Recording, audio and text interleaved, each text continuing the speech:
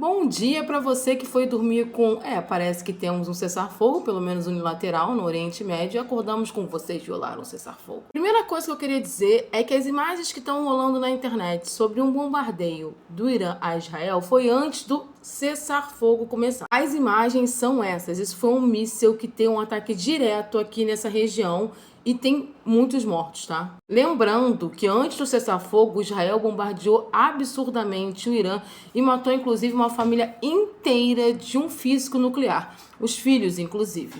Inclusive, essas são as imagens que a gente tem amplo, assim, do poder de destruição desse único míssil iraniano que atingiu aqui esse prédio e parece que atingiu o bunker também que estava nesse prédio. A situação é bem grave ali. Mas aparentemente esse ataque ainda foi antes do cessar-fogo, que a gente está chamando de cessar-fogo unilateral, porque o Irã disse que não aceitou, que não foi comunicado de nenhum cessar-fogo, mas se Israel parasse de atacar, o Irã parava também.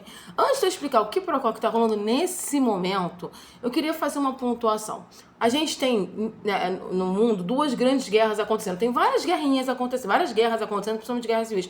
A gente tem duas grandes guerras acontecendo no mundo nesse momento, que é o conflito Ucrânia e Rússia, que está pegando fogo, que está muito violento. A Rússia tem bombardeado a Ucrânia muito fortemente.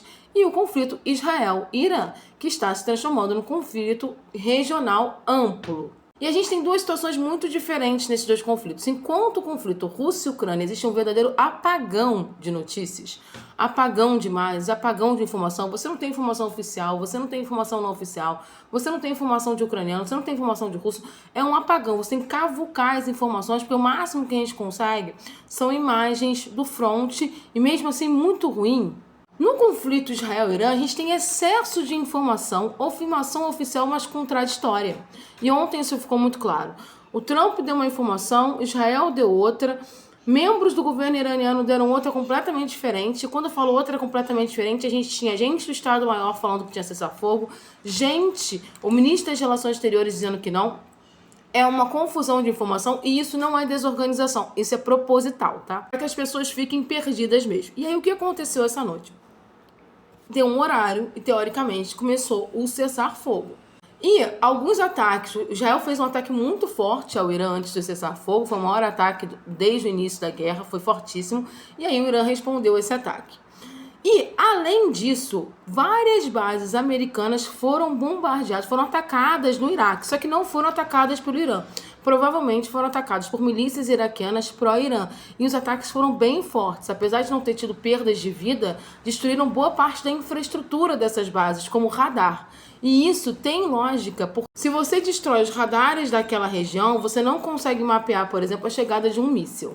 Lembrando que esses radares não são iraquianos, esses radares são americanos. E aí, agora, Israel acusa o Irã de ter quebrado o cessar-fogo. Só que ninguém viu o tal míssil que Israel está dizendo que quebrou o cessar-fogo. A gente não sabe exatamente se Israel está se referindo àquele ataque anterior, mas se a gente olhar o horário daquele ataque, ele foi antes, bem pouquinho, mas antes do cessar-fogo, ou se é um outro ataque que eles alegam que o Irã jogou nele. Só que o Irã alega, o Estado-Maior iraniano falou que não mandou míssil nenhum depois do cessar-fogo. Ainda falou que esse cessar-fogo ele é unilateral de Israel, porque Israel não segurou o caos da guerra. O fato é que agora o governo israelense está dizendo que o Irã quebrou o cessar-fogo e fará um ataque absurdo. Ou seja, nunca rolou cessar-fogo. Vamos mandar real? Nunca rolou cessar-fogo. O Trump jogou essa bravata, porque provavelmente ele tentou forçar os países ali a fazerem um cessar-fogo. Provavelmente essa obrigatoriedade, né, quase que essa forçação de barra do Trump tem relação, além lá dos planos particulares dele de ter um Nobel da Paz, tem relação com uma pressão dos parceiros americanos no Oriente Médio. É importante lembrar que Emirados Árabes, Catar, Arábia Saudita são parceiros americanos e são parceiros que estão muito preocupados com essa guerra, porque eles estão ou no meio da guerra, como é o caso da Arábia Saudita, ou eles estão do lado da guerra, que é o caso do Catar e dos Emirados Árabes e Omã, que ficam ali do lado do Irã. Para visualizar melhor, porque a gente vai falando e as pessoas às vezes não têm como visualizar isso. Aqui a Arábia Saudita está aqui, o Irã está aqui, aí observa, do lado da Arábia Saudita perto do Irã, Catar, Emirados Árabes, que está ali coladinho, né, com o Irã, inclusive o Estreito de Hormuz está ali naquela ligação. Aí você tem Omã embaixo e o Iêmen, que é parceiro do Irã. E inimigo da Arábia Saudita. Inclusive se cogitou o fato de que a Arábia Saudita poderia recomeçar o confronto com o Iêmen, aproveitando esse momento de desorganização. Mas ficou bem claro depois ontem que o Irã atacou as bases militares americanas no Oriente Médio, uma preocupação real do Oriente Médio desse conflito se alargar por todos os países, para ir para todos os países. E aí, por mais que o Qatar tenha falado, nós vamos detalhar, no final das contas, o Qatar tentou fazer uma mediação de cessar-fogo. E por que eu falo que cessar-fogo na prática nunca existiu? Porque cessar-fogo, gente, é uma coisa muito séria. Você tem os dois lados, tem que se apresentar, tem que falar que estão no cessar-fogo, tem que se comprometer com o cessar-fogo. E o que a gente viu é que ninguém se comprometeu, na verdade. O Trump deu uma ordem, Israel acatou parcialmente, esperando uma primeira explicação, desculpa, bola fora do Irã.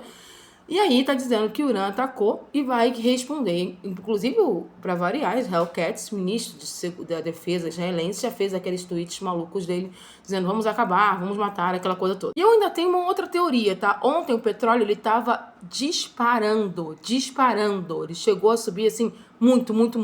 E o Trump fez uma fala quase que desesperada, dizendo que os países tinham que se virar para baixar o preço do petróleo. E aí, coincidentemente, logo no momento que tá nessa disparada do petróleo, o Trump anuncia o cessar-fogo e aí o petróleo cai 9%.